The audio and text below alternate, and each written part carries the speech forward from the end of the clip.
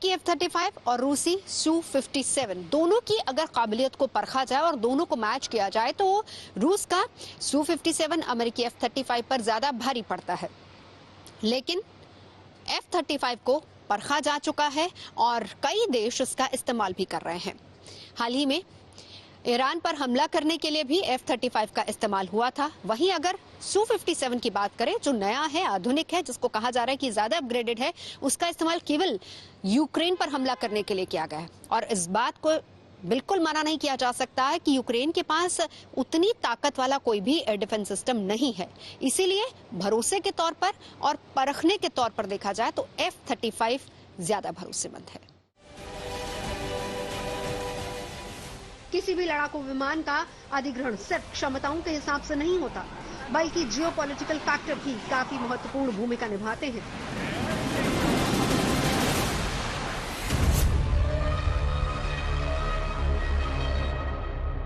भारत चाहे तो F-35 America से ले सकता है या सुखोई 57 रूस से ले सकता है। जियोपॉलिटिकल फैक्टर्स ऐसे हैं कि रूस जब भी हमें कोई वेपन सिस्टम देता है तो कोई बंदिश नहीं होती है, यानी कोई छुपे हुए पॉइंट्स नहीं होते हैं, फाइन प्रिंट नहीं होती है। लेकिन अमेरिका जब भी हमें हथियार देता है, जैसे कि F-35 अगर देगा, तो अमेरिका फाइन प्रिंट में कहता है इसके बाद भारत रूस से S-400 का अगला संस्करण यानी S-500 नहीं खरीद सकता, नहीं तो अमेरिका काटसा लगा सकता है। भारत भी अपने 5वीं जनरेशन फाइटर जेट AMCA यानी कि एडवांस मीडियम कॉम्बैट एयरक्राफ्ट पर काम कर रहा है। पहली बार भारत ने दुनिया के सामने AMCA का फुल स्केल मॉडल यानी कि जो एयरक्राफ्ट का असल साइज होगा उसे रखा है। AMCA को पिछले साल ही कैबिनेट कमेटी ऑन सिक्योरिटी की अप्रूवल मिली है।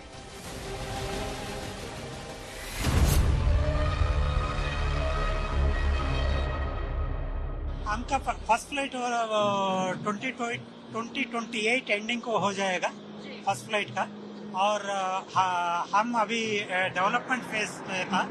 सो डेवलपमेंट फेज 10 साल का पीरियड है। हम अप्रैल 2024 में अप्रूवल मिला है और 2034 का दिस एयरक्राफ्ट का सर्टिफिकेशन हो सकता है। उसका 2 साल के बाद 2036 में इंडक्शन हो जाएगा। 2034 तक इसके सर्टिफिकेशन का टारगेट है, यानी सभी ट्रायल पूरा कर मिलने वाला सर्टिफिकेट, जिसके बाद इसे 2036 तक इंडियन एयरफोर्स में शामिल करने का टारगेट है। अब कैसे होगा भारत का अपना स्वदेशी 5th generation fighter jet AMCA, ये भी जान लीजिए। स्वदेशी 5th जनरेशन के एडवांस मीडियम कॉम्बैट एयरक्राफ्ट में अमेरिका के F-22 रॉप्टर जैसे बेमिसाल ताकत होगी, वहीं रूस के सुखोई 57 जैसा दमखम होगा। एडवांस मीडियम कॉम्बैट एयरक्राफ्ट को वायुसेना और नौसेना के लिए बनाया जा रहा है।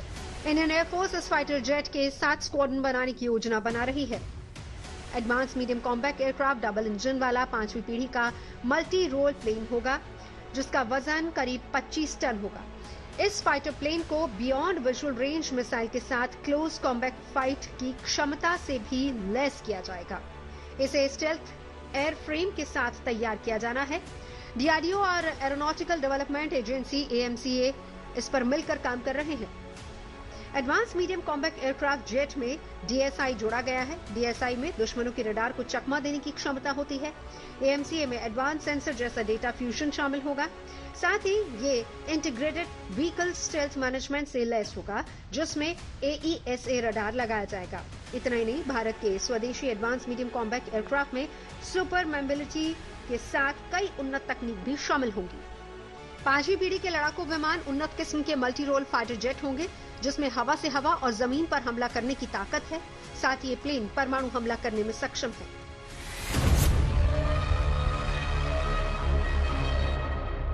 तेजस मार्क 1, मार्क 1A और तेजस 2 के बाद भारत सरकार ने अब HAL, DRDO और एरोनॉटिकल डेवलपमेंट एजेंसी को AMCA यानी advance medium combat aircraft design, develop और प्रोडक्शन करने का आदेश दे दिया है।